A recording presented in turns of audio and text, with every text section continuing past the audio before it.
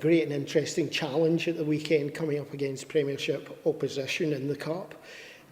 Exciting one for you? Yeah, of course, when you play against a team from a higher division. It's great for the players, great for the fans, great for the coaching staff, and a real challenge for everybody involved. Is it a good feeling to be seen as sort of second in that, not really the favourites for the game? Everyone will be saying it's a Premiership team, so does that help the team? I don't know, maybe. There's a little bit less pressure on, but I don't think Davy Martindale will see it that way. He'll give us the respect we deserve, as we will with them. They're at home. They'll be expected to win the game, of course, in majority of people's eyes. So yeah, there's a little bit less pressure, but for our boys, it's a great opportunity to pit themselves against a Premier League team. Now, you said it on Saturday there, that wasn't the kind of football you wanted to play in the last match, but you did get the 3 points, and that was the big point of it. How do you intend to play this time, trying to keep it more on the ground? Yeah, well, that's got to be the target, Callum, yeah. Ultimately, first and foremost, the result's the most important thing in any football match. After that, you want to try and entertain a little bit more. And again, I think you were even saying you were hard pushed to find the highlights for the game. But listen, really delighted for the players and everybody that we got a clean sheet. First 3 points of the season gets us off and running after obviously the disappointing result in the first game of the season. But I think ultimately they were there to try and entertain. There's some signs happening just now that you're seeing the players that you talked about coming on a wee bit late, starting to find their form, starting to get onto their front foot. Are you aware of that? Yeah, it looks like it. With every game that passes, everybody's getting fitter, having a greater impact when they come on. Obviously, when you look at Akeem and Aidan, they're sort of in the door a little bit later than everybody, so we're 2 or 3 weeks behind, but you can see they are slowly but surely getting there with their fitness levels. New players are blending in, and they're understanding their teammates' strengths and weaknesses. We're understanding their strengths and weaknesses, so slowly but surely things will improve. Of course they will. But we don't really have a great deal of time to think about it. We've got to keep working it, and then slowly but surely edging the quality up as we go along. Just bringing in some of the things, I've been looking at media sites over this week, some of the comments that were made, and some of them saying about Akeem was the fact that he does lovely little flick-ons, but we didn't seem to know what was happening there, people to run onto these. Is that something you're working on? Well, of course. Again, it's touching on people's strengths and weaknesses, and teammates understanding what... Because, listen, Akeem's not Dipo Akinyemi. Dipo Akinyemi wasn't Tommy Adaloy, so we're readjusting to new players coming in the door, and Akeem will have some strengths that Dipo didn't have, and Dipo will have had some strengths that... So midfielders and fullbacks, and they're adjusting to working with a different type of striker. We've worked with Mark, we've worked with Fraser, Sam, they've been in the door for a while, so we understand their strengths and weaknesses and how to hopefully give them the best deliveries we can to get shots off or get goals. And again, same, working with Aidan. I think Paddy, majority of pre-season, worked with Jamie Murphy in front of him. Now Aidan's come on and played there a couple of times. So, again, it's just adjusting all the time when you're putting together a new squad. And as what happens every year, there's always a few people will leave and a few players will come in. So, it's a project, a working project, shall we say. Now, injury-wise just now, because you have a couple who seem to be down, Murphy and also Murdoch as well, is that going to be a bit more long-term than they thought at first?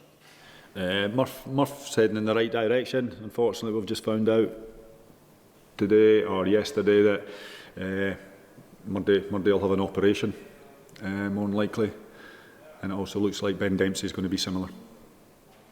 Okay, just a quick one. We've just come in the door here to see that there's the other cup, the draw for the other cup. You've got Falkirk at home, and they're seemingly going to relish it because of last season. It's been in the press already. You feel that this is one to get back there? Listen, it's a great tie, first and foremost. Falkirk are a good fan base down. We had a great game in the cup last year, which we were on the wrong side of, disappointingly.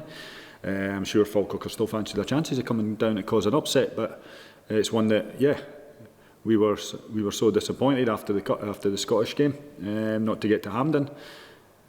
congratulations to Falkirk, they got there. But yeah, it's a new cup, it's a new game, and hopefully it can be a new result as well.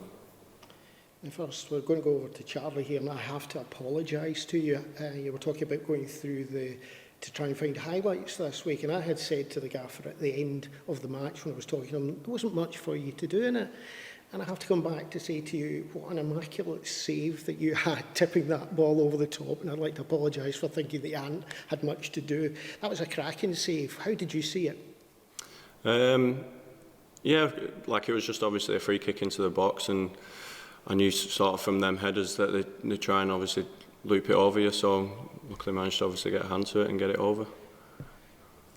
Charlie, there's been a lot of changes in the goalkeeping department this season. Obviously, Timo, who's been here for a good number of years now, leaving to Carlisle, and Demi coming in. What are the differences that you've noticed between the two, and are you enjoying working under Demi so far?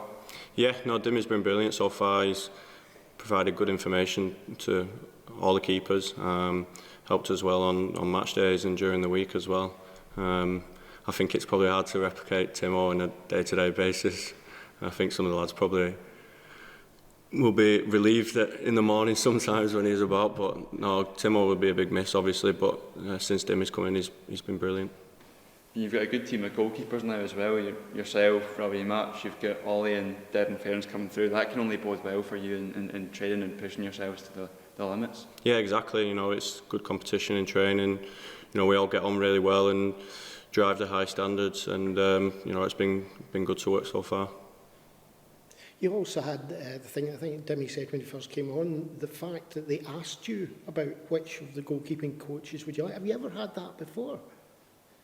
No, to be fair, I've never really had the opportunity, like goalkeeper coaches changing sort of thing, so I've never really come across new coaches in sort of middle of the seasons. But no, it was obviously good because, you know, that's someone that obviously we'll be working with every day, and that we got obviously the chance to put our opinions across.